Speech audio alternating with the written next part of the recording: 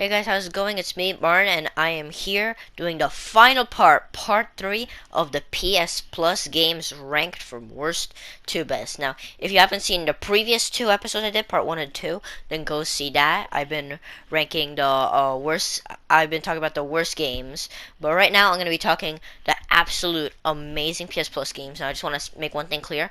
I really like all of these games, and this is just my opinion, and so please leave your opinion down below in the comments section, and let's get started with number 8 is Overcooked.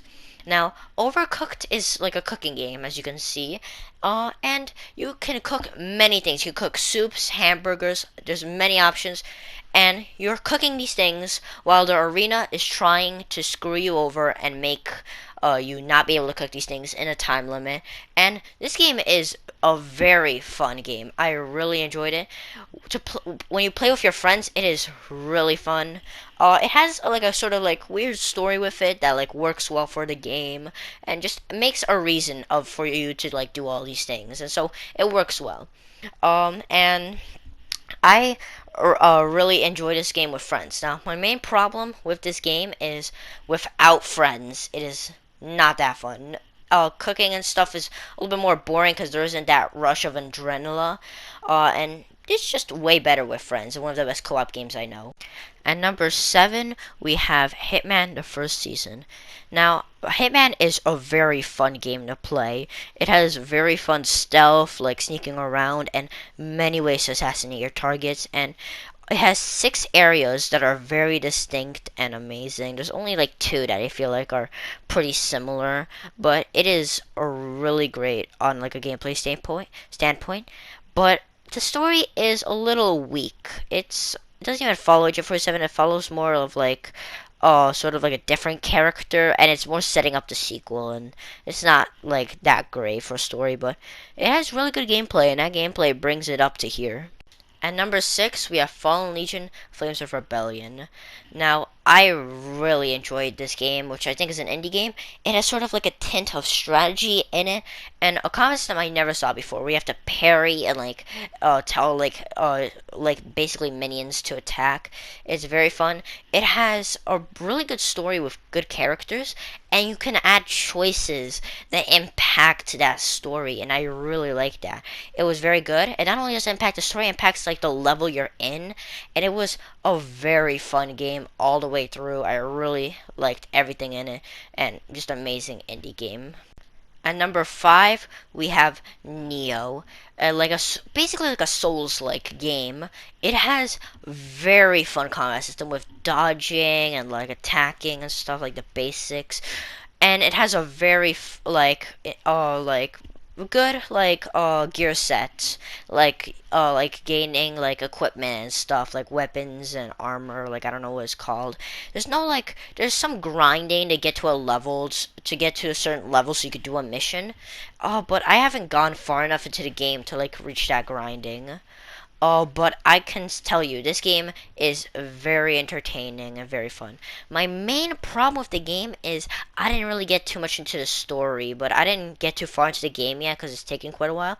Bosses are really good. I like the bosses, and as I said, the combat system is really amazing, and also the environments. The environments are very, very good. They are very like unique and different and very amazing. At number 4, we have Detroit Become Human.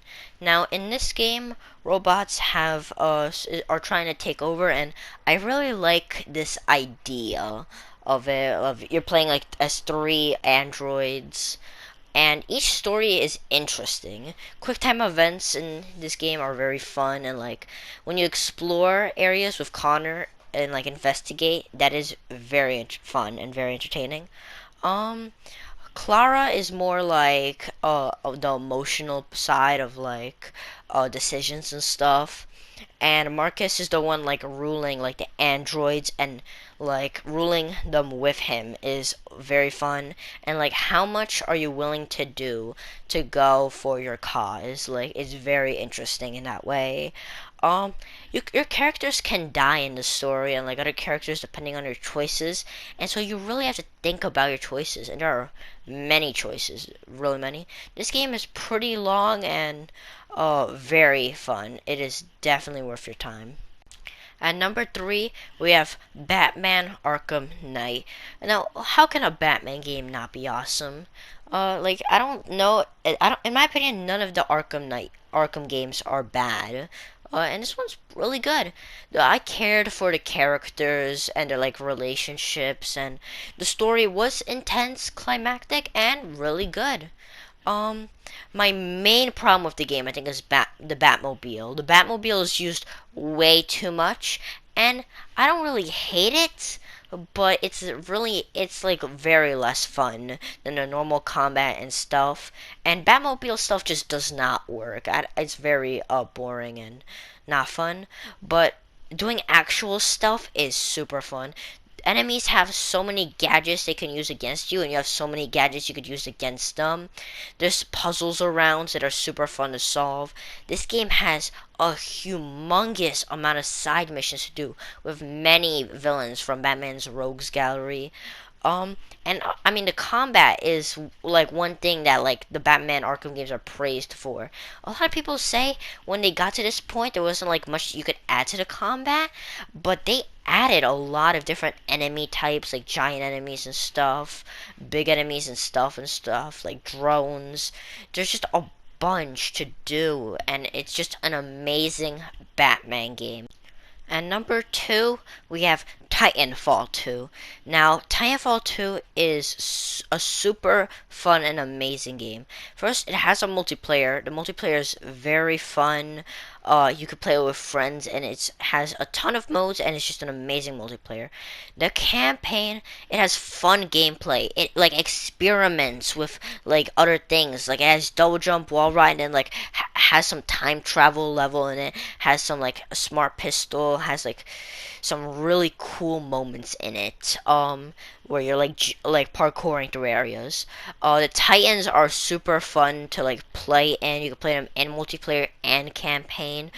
And I thought the story in Titanfall 2, it's fine. It's not anything that great. It's like kind of set up into two parts, and I don't really like that. But like the main core of the campaign is your relationship with BT. And like you get to talk to him in your own way and stuff with decisions and stuff. Um, and I really like this. One of the bigger complaints, like I said, the story is not really handled that well. With like, first you're finding this person, and then like the whole mission completely changes halfway or something else. Um, but like the main villain and like villains are really not that great. They are very bland. Some of them are pretty cool, like the first two are fine, but then after that they're really nothing.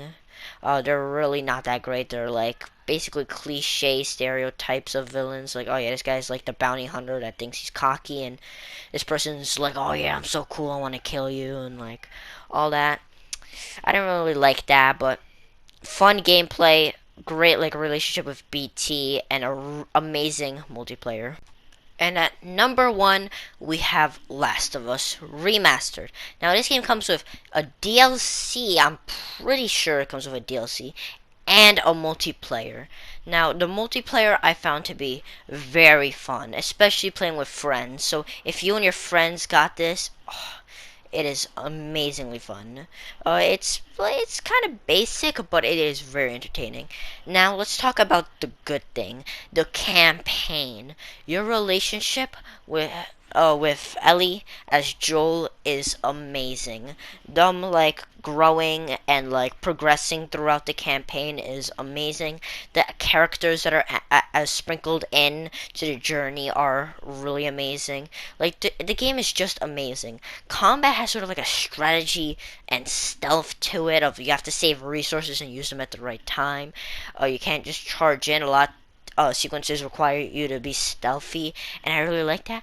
And I really like how you get to play as Joel and also later play as Ellie. Like I found that to be very fun. Um And there's not really anything else to talk about here except that this game is the best game and is a 10 out of 10. The only game on this list that is a 10 out of 10. Amazing. I can't state any flaws I had with it.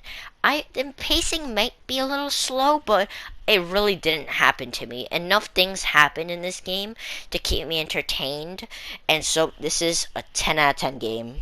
Guys, thank you so much for staying to the end of this video. I hope you guys watched all 3 episodes. That really means a lot to me if you guys did. Thank you so much for watching. Please comment down below what you think I should have put higher, what you think I should have put lower. Please comment. And I want you to have an amazing new year. Thank you so much for watching, and I'll see you guys next time. Peace out.